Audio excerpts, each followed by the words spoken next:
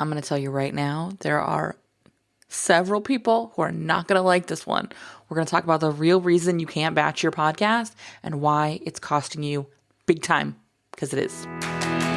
Welcome to the More Profitable Podcast with Stacey Harris. I'm Stacey, and this is the spot to learn more about the strategies, tactics, and tools you need to build your more profitable podcast. My team and I work every day with podcasters like you to shift shows from frustrating time sucks to productive members of your sales team, because your show should be built to generate and convert leads. So let's get into it. This is one of those episodes that is kind of always on my mind. It's kind of always something I want to be sharing, because frequently I sit down with business owners and they are struggling to keep up with their podcast. Maybe they used to have a podcast and they did it for 10 or 15 or maybe even 20 episodes, but they just couldn't find a rhythm. They couldn't find a way to batch. They couldn't find a way to stay consistent. It just felt hard. And so now they've decided that it's something that's too hard to do, or it's something they really, really feel called to do. They really, really want to do, but it's just overwhelming. The idea of sitting down and batching episodes 2 or 4 at a time can feel like a heavy lift. And recently I sat down for a podcast strategy intensive with a client, and this was a couple of months ago now. And this month she sent me a really lovely message, and it said, it was between the podcast strategy intensive and listening to episode 600 of this show, they sent me this lovely message, and it says, I've been podcasting for 15 years. I have heard people talk about the benefits of batching, and I have never felt like I could do this. And I realized, listening to episode 600, why that is. It's not that I didn't have the time or the energy or the focus to produce more than one episode at a time. It was because I was coming up with my content plan one episode at a time. Now that I have a 90-day plan, suddenly batching and all the benefits that attach to it seems not only possible, but logical and inevitable.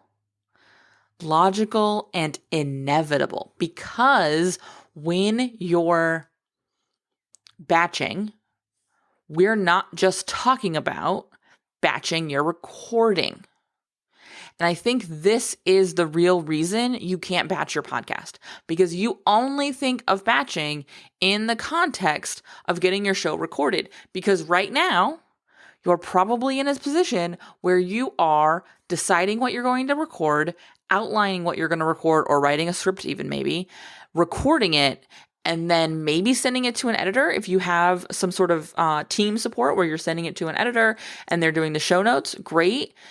Which honestly can sometimes make it feel a little easier to be doing this all at once, because you're not doing the post-production work, you're just doing the pre-production and recording work. But how I want you to shift your thinking is that each step of your podcast needs to be batched. Each point has to be done in batches. That includes and starts with, honestly, your strategy and planning time. And this is the game changer. This is the differentiator. And this is what we're going to talk about today. We're going to talk about why this is effective, what this can look like, and I'm going to soapbox a little bit. I'm sure of it, because this is such a difference maker in how not only you approach your show, but you feel about your show. Ahead of that, I want to invite you to join me for the Profitable Podcasters Roundtable. We are going to be coming together once again in July to talk podcasting as business owners, how we use this tool. This will be our 3rd time doing this roundtable, and I have had such a blast with it coming together, last month we talked monetization and about an experiment we're going to be kicking off in July.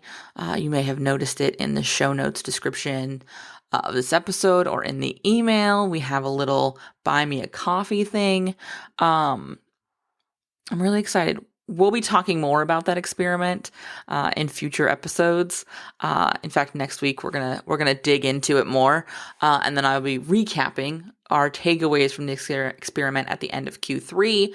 But we're gonna come together as a group. Head on over to uncommonlymore.com/roundtable to come connect with some other business owner podcasters using their show as the core marketing engine in their business and as a meaningful sales conversion tool. And let's chat, let's connect. I'm super stoked. Again, uncommonlymore.com/roundtable to get the dates, the details, and to make sure your seat is reserved. Let's dig in. Let's talk about the difference here. So again, when we traditionally think about batching, we kind of always have this context or this conversation rather in the context of recording, sitting down, doing what I'm doing today, sitting down and recording 3-4 episodes so that I can be ahead for July and we're all good. Everything's done. I can be taking some time off, heading to the beach. We've been doing a lot of that since the sun is finally coming back here at the tail end of June when I'm recording this. But I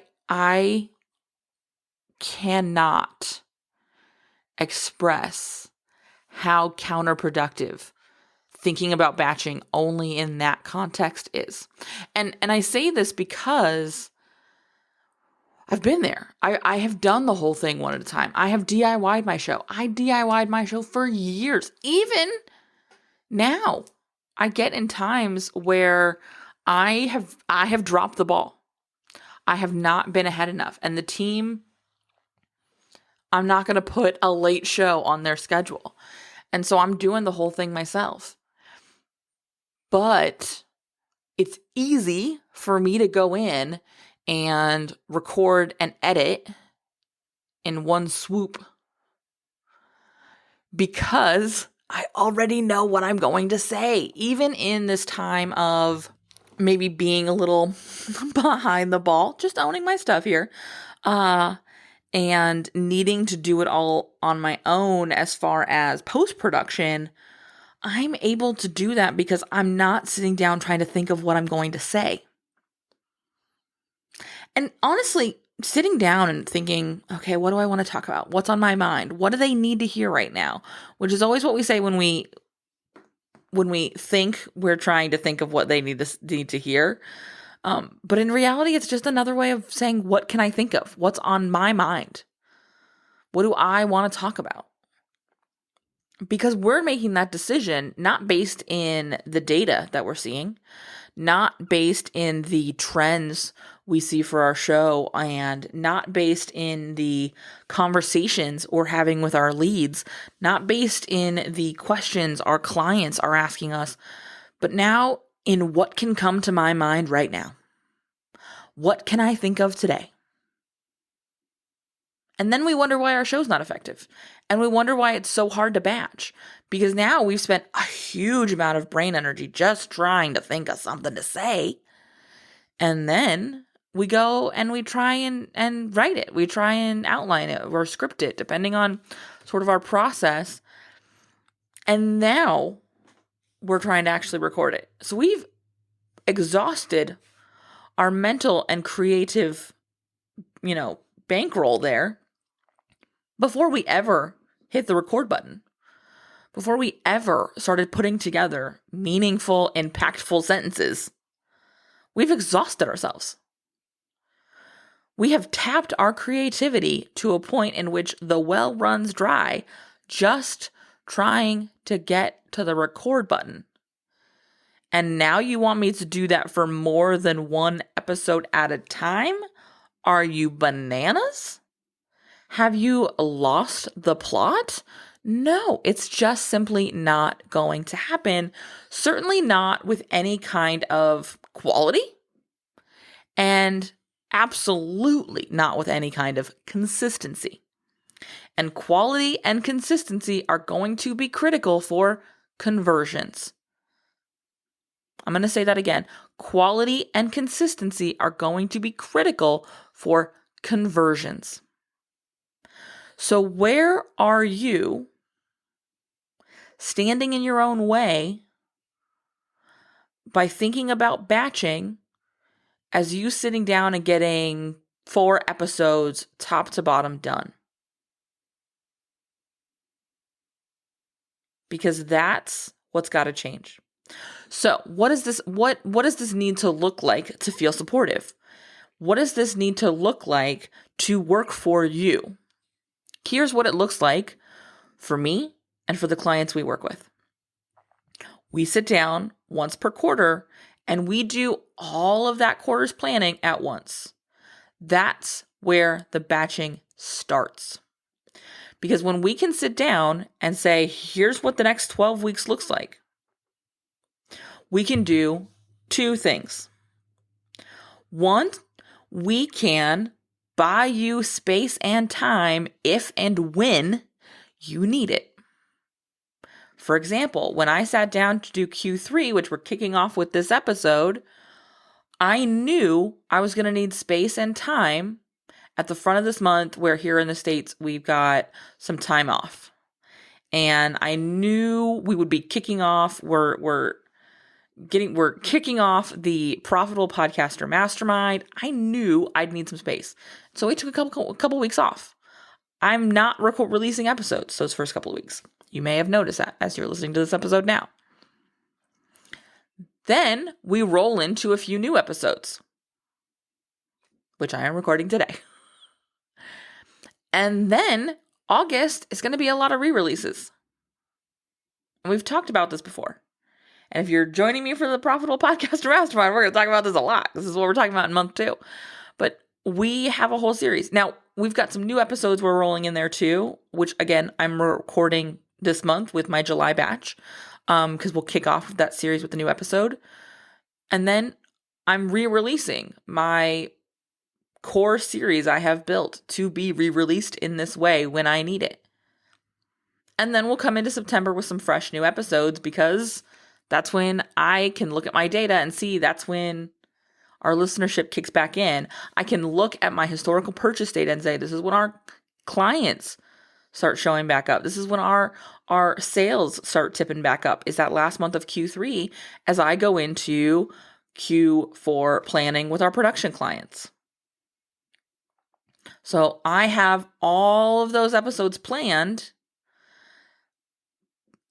But most importantly, I have started by going, where can I put some stuff here to buy me space, time, and capacity? Which brings us to the second thing we can do. We can focus that creative capacity we have, interweave it with the data and the trend information we're looking at from past quarters and past years, and put it all into building the best, most supportive content for our audience for that, I'm going to say season. I don't mean that in the like we only run a show seasonally way, but in this season of the year, in this time of the year. So what's the most supportive content I can be creating with what I know about where they are right now? Again, I come back to something I mentioned just a second ago. I know people kick back in September. I also know August is our slow month. I also know for the people who are tuning in and listening to the show, for the people who are engaging with the content, they're also doing a little bit of their own sort of like housekeeping, which is why that series that runs in August that's coming up next month is called the Podcast Housekeeping Series. Because for the people who are tuned in, for the people who are plugged into their businesses this time of year or that time of year, in this season of the year, they're looking at gearing up for Q4. They're looking at how am I setting myself up for the tail end of this year, for the last sort of push of this year. And this is one of those things they're checking in with. And if they're not currently, they should be. And so that's why I want to share it with them. But I can do that because I'm free to use up every last bit of my creativity and my insights, because I'm not also recording here. I'm not even scripting or outlining here. Now, I will in this planning session generally put a working title and some bullet points, which often ends up being 50 to 80% of my final outline, just because I'm not a scripter. I'm a riffer. I'm an outline and go kind of girl. That's just my style. That's just my process. I've shared this before. There's episodes that are more heavily scripted than others. But I'll put together some thoughts. What are the 3 points I want to make? So I've got a working title and 3 points. Cool. So then when I sit down to batch my planning time, which I also do on another section of time, sometimes it'll be the same day. Sometimes I will, especially now, I've been doing this so long. The show turns 10 this year. We've done 600 plus episodes. I've been doing this a while. I produce a dozen other shows. Like, I've been doing this a while. For me, it comes down to getting this out pretty quickly. And so oftentimes I will do all of my planning, and then if I still have the capacity, my strategy, I'll then go into my planning time. So I'll go into, cool, let's prep these for recording. And I will flesh out those outlines and start doing some title optimization, which will help me do some of the SEO keyword planning and things like that, so that I can try and bring some of that into the actual episode itself, into the transcript itself. And so I'm looking at, often back to back, having those maybe 2-3 hours be all of my strategy time and all of my planning time for 12 weeks of episodes. So now in the course of a couple of hours, I have everything ready for me to sit down and record. And that's why on days like today, I'm able to sit down and knock out 4 episodes I will do 4 episodes in less than 2 hours. Because my episodes are only usually about 20 to 30 minutes long. And I don't need to make time to plan. I don't need to make time to prep. I don't need to make time to pull my thoughts together. I'm just sitting down and saying words. I see my bullet points. I see the points I need to make. I'm an expert in what I do, so I know what I'm saying. And so I say it. That's it. So now I've managed to get at least 4 weeks of episodes completely ready for my production team, completely ready for my editor, my show notes writer, my transcriptionist, my scheduler in 5-6 hours.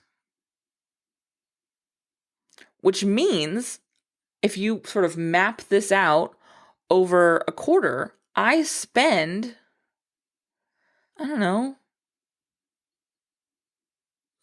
8, maybe 10 hours a month, or a quarter rather, on my podcast. So that's it. That's the strategy. That's the prep and planning. That's the recording. That's everything. And then the show gets released, and it works. Because I went through each of those steps with intention. I made those decisions not based on vibes, not based on how I'm feeling right now, but instead on the data of sort of the reality of my show. I'm able to review my notes from sales calls and from client sessions so that I can make sure I'm speaking to what's relevant for them right now. What is right now for them, not for me. Because this show is not about me. This show is not a place where I get to come and talk about whatever I want to talk about. This isn't my show, it's yours. This show is for you. It is to help move you to what you want next from your show, from your business. Now, will you absolutely get everything you need here? Probably not. And that's why it's a sales tool and not an education format. That's why for this client who I mentioned at the beginning of the episode, who sent me this message after 15 years of podcasting and being very good at this, still books quarterly sessions with me where we can sit down together, separate ourselves from what feels good to talk about, what feels top of mind, assess the data for what's been, Think about where we're going and what is going to be, and make a plan for what needs to happen, not just what feels good to talk about today. I want you to shift the way you approach batching. It doesn't start with recording. It starts with your planning. This is why the most important work, in my opinion, that we do with our production clients is those 4 quarterly calls. The most important part of our contract, the most valuable part of our deliverable, are those 4 calls a year where we sit down and we plan. We look at what's been, we look at what we want to be, and we figure out what needs to happen. Because then they can go and they can just record. And I will be honest, we absolutely have clients who don't batch their recording. They record 1 episode, maybe 2 episodes a week. Because that's how they like to flow. But they can do that, and that can be supportive and productive and work well for them because we do batch the strategy. Because we do batch the planning. So batching the recording doesn't actually matter because they stay ahead of schedule, because they're never sitting down and wondering what they should say. They're never sitting down and going, what the hell am I going to talk about? They know not just what they want to talk about, not just what they're going to talk about, but what needs to be talked about and why it's relevant now. Do you know how much easier it is to sit down and riff when you understand why you're riffing about the thing you're riffing? It's exponentially easier. And that's what I want for you. And that comes from batching that strategy and planning portion. Skipping this is costing you so much time, so much money, but most importantly, so much mental capacity. Which, time and mental capacity for me are my most important assets. They're the 2 things I do not waste. Blame it on the ADHD. But if my brain is working the way I want my brain to work today, if my brain is working in a way that is focused and is clear, I want to use that for all it's worth. I want to get as much done as I can. I want to leverage that to the high heavens. And I can't do that if I'm trying to just figure it out as I go. I can sit here and honestly, essentially hyper focus on recording and tune everything else out because I'm not going to get distracted by going to look at my data.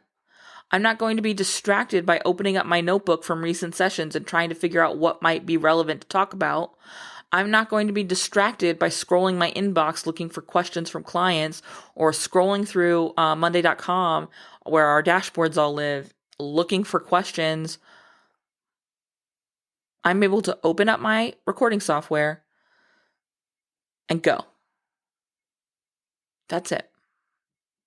That's incredibly valuable for me. And I promise it will also be valuable to you, ADHD or not. Because the clarity that comes from having this strategy in place is what gives you the confidence to sit down and say the damn thing. The thing you talk about with your colleagues, the things you talk about with your friends, the things you vent about to your mentors, the things that everybody in your life is saying, you've got to be talking about this. They need to hear this. Because you can step into that because you have prepared yourself to feel as good as you can feel in putting those thoughts together and sharing them. Because you've given yourself the space, the time, and the mental capacity to show up and do it. That's incredible. That is where the power of this comes from. That's what makes this work. All right, I'm putting away the soapbox. I hope this sold you on batching your strategy. Please tell me it did. As you're sitting down, we're just starting Q3. Do this for Q3. It's not too late. You don't know, okay, well, I'm definitely going to do that for Q4. Time is made up. Do this for your next 12 episodes. I don't care what amount of time that covers. I don't care what 12 weeks that cover. I don't care if it falls in. We're not waiting till Monday. Okay? Sit down and plan your next 12 weeks. And if 12 weeks feels like too big of a lift, plan your next 8. Plan your next 4. That's the minimum. Okay? Plan your next month. Sit down and go, what do I need to record in July? What do I need to have ready for August? But batch this planning time. And if you need support to do this, if this feels like too big of a lift to do alone, because it is a big lift to do alone, that's why podcast strategy intensives exist. So that you and I can do this work together. So head on over to uncommonlymore.com/intensive and reserve your time now, or reach out and we can have a conversation about what this looks like for you. I'll see you here next week. Thanks so much for listening to the show. Remember that content consumption does not make changes. So commit to doing something from today's episode. Maybe it's taking action on what we talked about. Maybe it's reaching out to me and learning more about podcast strategy intensives or what podcast production looks like with our team. All of that is over at uncommonlymore.com. And if you haven't yet signed up for the podcast newsroom, I want to remind you that is a great next step. If you're not really sure what comes next, hang out over there. Get those exclusive private episodes. That's over at podcastnewsroom.com. And the last favor I will ask, because social proof is endlessly important for sure, is to leave a rating or review for the show. If you go to ratethispodcast.com/more, that's the easiest way to do it. But I would love to hear what you thought of the show, what you think of the show, and if the show has been helpful for you. I can't wait to chat with you. So this is just the start of the conversation. Reach out so we can keep it going. Talk soon.